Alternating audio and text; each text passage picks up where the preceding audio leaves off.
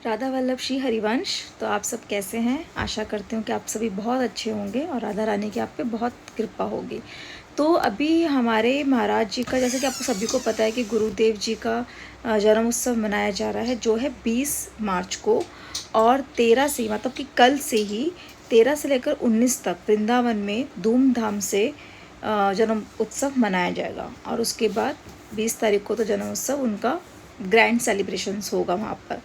तो जो 13 से 19 तक है, वहाँ पे जो दीक्षित है उन्हीं को ही उनके दर्शन अलाउ होंगे उस टाइम पे, और बहुत ज़्यादा भीड़ होगी। जो दीक्षित नहीं है, जो आम जनता है, उनके लिए तो यही है कि वो जो वृंदावन नहीं जा पा रहे हैं दर्शन के लिए, तो वो घर बैठे बैठे कैसे महाराज जी की सेवा कर सकते। देखो, जैसे कि मेरे को इतना ज़्यादा ऐसे कोई इंस्ट्रक्शंस नहीं मिलते हैं, पर जो भाव होते हैं ना, वो भाव हम एक दूसरे से शेयर कर सकते हैं कि हम ऐसे करते हैं, ऐसे करते हैं। आप कुछ सोचिए, जैसे हमारे श्री जी का जन्म उत्सव मनाया जाता है राधा अष्टमी, जैसे हमारे बाकी बिहारी जी का मनाया जाता है जन्माष्टमी, उसी उत्साह के साथ हमें अपने गुरुदेव का जन्म उत्सव मनाना चाहिए। तो सबसे इम्पॉर्टेंट चीज़ तो ये कि जब हम गुरुदेव का जन्म उत्सव मनाएं तो चरण सेवा बहुत ज़्यादा इम्पॉर्टेंट होती है उस दिन।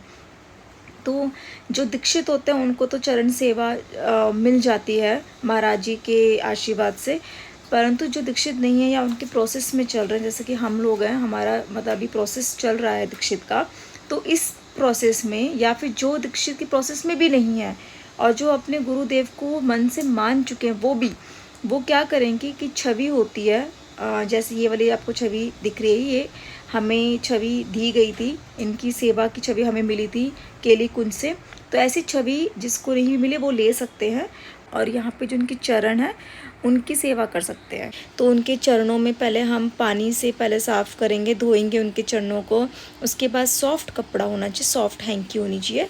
उस सॉफ्ट हैंकी से हम उनको साफ़ करके, उनके चरण को साफ़ करके अपने हाथ धो लेना है आपको।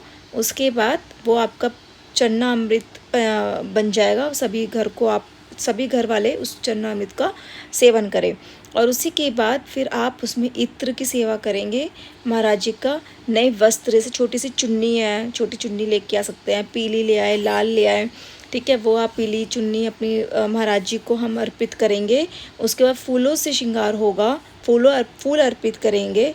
जो भी सीजनल फूल चल रहे हैं, गुलाब है, गेंदा है, ठीक है, चंपा का हो गया, ये सब फूल हम ला के अर्पित करेंगे महाराज जी को।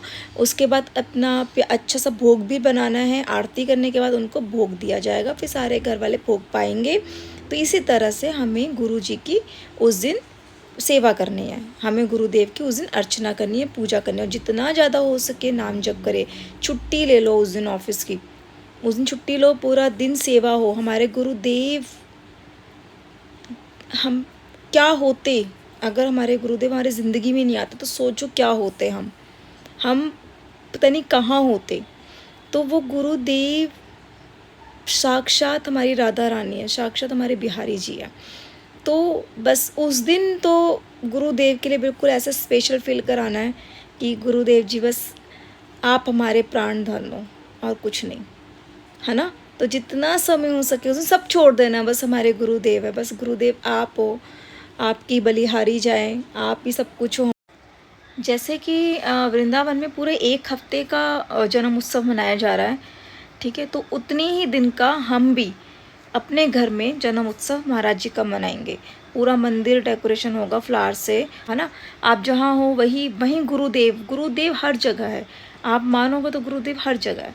तो अगर हमारे घर पे गुरुदेव है तो आप उन कर सकते हैं। और अगर आप ट्रैवलिंग में हैं तो आप इसी तरह से आप मानसिक कर सकते हो। मानसिक आंखें बंद करके गुरुदेव का ध्यान करके कि आपके गुरुदेव हैं, उनके चरण का ध्यान करके आप वही उनका चरण उनके धो सकते हैं। उसके बाद इत्र सेवा कर सकते हैं, आरती कर सकते हैं, भोग लगा सकते हैं।